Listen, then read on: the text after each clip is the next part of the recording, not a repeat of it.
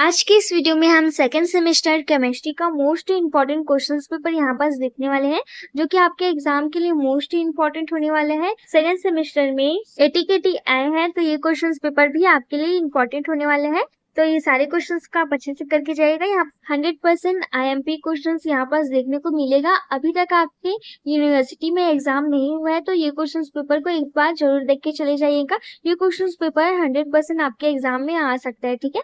तो ये questions paper की तैयारी आप अच्छे से करके चले जाइएगा। एंड परचून यूनिवर्सिटी वाले, अगर आपका एग्जाम अभी तक नहीं हुआ है तो आप ज्यादा से ज्यादा कोशिश कीजिएगा, MCQ क्वेश्चंस को अवॉइड कीजिएगा, फिलिंग द ब्लैंक पढ़ के जाइएगा, क्योंकि इस बार परचून यूनिवर्सिटी वाले MCQ क्वेश्चंस नहीं दे रहे हैं, उसकी जगह फिलिंग द ब्लैंक क्वेश्चंस दे रहे हैं। तो यहाँ पर सबसे पहले केमिस्ट्री सेकेंड सेमेस्टर का मोस्ट इंपोर्टेंट क्वेश्चन जो है देखने वाले हैं। वीडियो को इनमें हम 10 मार्क के क्वेश्चन देखेंगे, तो वीडियो को इन तक जरूर देखिएगा, क्योंकि अगर अभी तक आपके यूनिवर्सिटी में एग्जाम नहीं हुआ है तो ये क्वेश्चन पेपर आपके एग्जाम में 100% आने के चांसेस है। तो यहाँ पर फर्स्ट क्वेश्चन देखिए, ब्रोस्टन लोरी अम्ल क्षार सिद्धांत के अनुसार क्षारक वे पदार्थ है, कौन से पदार्थ है? तो यहाँ पर इसका आंसर क्या आएगा? तो इसका आंसर आएगा फोर्थ, जो प्रोटीन स्वीकार करने की प्रकृति रखता हो, ठीक है। इसका राइट आंसर आएगा ऑप्शन नंबर 4। इसको करेक्ट आंसर लगा लीजिएगा। इसके बाद नेक्स्ट क्वेश्चन हम देखेंगे, यहाँ पर इंग्लिश में दिया गया है, आप देख सकते हैं अगर आप इंग्लिश मीडियम के स्टूडेंट है तो। इसके बाद यहाँ पर सेकंड क्वेश्चन,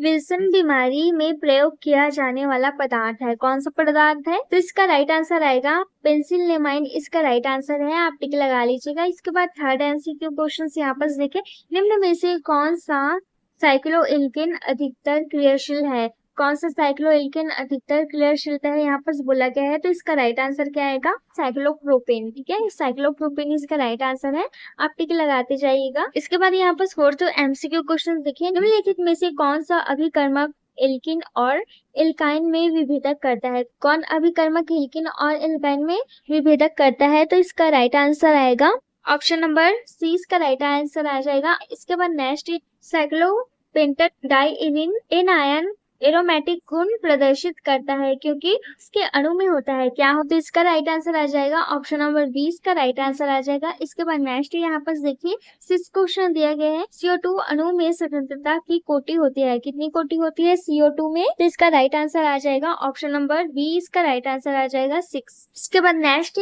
क्वेश्चन यहाँ पर देखिए, सहायता गुणांक की इकाई है, क्या इकाई है इसकी? तो इसका राइट आंसर आ जाएगा पॉइंट्स, इसका राइट आंसर आ जाएगा। इसके बाद यहाँ पर नेक्स्ट क्वेश्चन देखिए, किस क्रिस्टल के फलक के वाइस अंक 2:4:3 के अनुपात में है?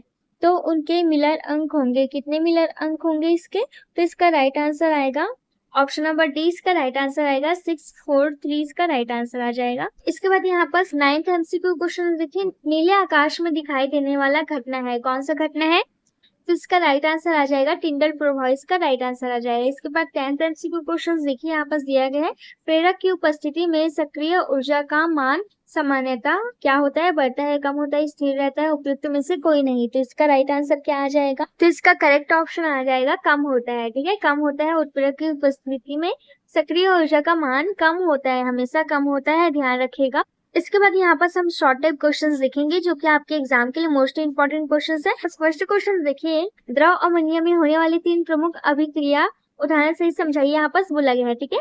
द्रव अमोनिया में होने वाली 3 प्रमुख अभिक्रिया को उदाहरण से समझाना है, तो यहाँ पर आप अच्छे से देख लीजिएगा। इसके बाद सेकंड क्वेश्चन देखिए, मार्कोनी क्राफ्ट का नियम क्या है? मीथेन के फ्लोरीकरण की मुक्त मूलक क्रिया विधि दीजिए, यहाँ पर बोला गया है। मोस्ट इंपोर्टेंट क्वेश्चन है ये दोनों क्वेश्चंस। एंड आप BSc सेकंड सेमेस्टर केमिस्ट्री के एटीकेटी आ गए हैं, एंड आपको अभी जो सेकंड सेमेस्टर स्टूडेंट है उनके साथ एग्जाम दिलाना होगा, तो उनका क्वेश्चन पेपर और एटीकेटी वालों का क्वेश्चन पेपर एकदम सेम होने वाला है, ठीक है। कोई चेंज नहीं आएगा, तो ये क्वेश्चन को आप अच्छे से करके जाइएगा। यहाँ पर थर्ड क्वेश्चन देखिए, सिद्ध कीजिए कि वास्तविक गैस का प्रभावी आयतन गैस के अणुओं की तुलना में 4 गुना होता है, ठीक है, 4 गुना होता है, यहाँ पर बोला गया है। मोस्ट इंपोर्टेंट क्वेश्चन है, ये क्वेश्चन को भी आप अच्छे से करके जाइएगा। इसके बाद यहाँ पर फोर्थ क्वेश्चन देखिए, अहिर नियम समीकरण लिखे तथा सक्रिय ऊर्जा की अवधारणा को समझाइए, ठीक है। अहिर नियम समीकरण लिखे तथा सक्रिय ऊर्जा की अवधारणा को यहाँ पर समझाइए करके बोला गया है। इसके बाद फिफ्थ क्वेश्चन देखिए, समांगी तथा विषमांगी उत्प्रेरक को उदाहरण से समझाइए। यहाँ बस बोला गया है, ठीक है, समांगी एवं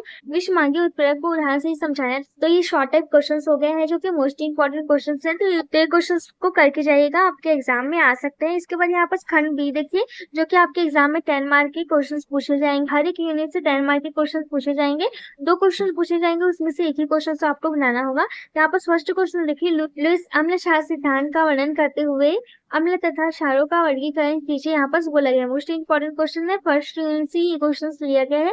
तो ये क्वेश्चन को आप अच्छे से करके जाइएगा। इसके बाद यहाँ पर सेकंड क्वेश्चन और में देखिए क्या दे सकते हैं, कठोर तथा मृदु अम्ल क्षारक SHAB सिद्धांत को परिभाषित कीजिए तथा इसके विभिन्न अनुप्रयोग की विवेचना कीजिए। यहाँ पर बोला गया है मोस्ट इंपॉर्टेंट क्वेश्चन है, ये फर्स्ट यूनिट का क्वेश्चन लिया गया है। तो ये क्वेश्चन को भी अच्छे से करके चले जाइएगा, आपकी यूनिवर्सिटी में ये क्वेश्चन आ सकते हैं। इसके बाद यहाँ पर सेकंड यूनिट का क्वेश्चन देखिए, बेयर के तनाव सिद्धांत एवं इसका वर्णन कीजिए। यहाँ पर बोला गया है बेयर के तनाव सिद्धांत एवं इसकी सीमाओं का वर्णन कीजिए। मोस्ट इंपॉर्टेंट क्वेश्चन है, बेयर हर साल एग्जाम में आता है। ये क्वेश्चन को 100% करके चले जाइएगा। इसके बाद यहाँ पर इसके और में देखिए क्या क्वेश्चन, एरोमेटिसिटी से आप क्या समझते हैं, हगल का नियम क्या है, इस नियम के द्वारा आप यौगिक की एरोमेटिसिटी कैसे दर्शाएंगे। यहाँ पर बोला गया है। तो ये क्वेश्चन भी इंपॉर्टेंट है, ये क्वेश्चन को भी आप करके चले जाइएगा। यहाँ पर 13 से क्वेश्चन देखिए, मैक्सवेल के आणविक वेगों के वितरण नियम की विवेचना कीजिए, इस पर ताप का क्या प्रभाव पड़ता है। यहाँ पर बोला गया है, ठीक है। इसके बाद नेक्स्ट देखिए,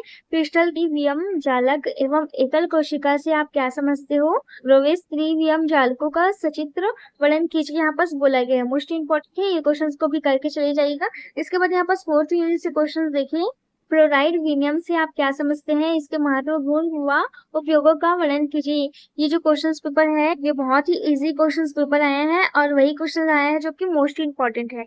इसके बाद यहाँ पर 8th क्वेश्चन देखिए, प्रथम कोटि की अभिक्रिया किसे कहते हैं, इसके वेग स्थिरांक के लिए व्यंजक उत्पन्न कीजिए एवं इसकी इकाई तथा अर्ध आयु काल की गणना कीजिए। मोस्ट इंपॉर्टेंट क्वेश्चन है, ये क्वेश्चन हर साल एग्जाम में आता है।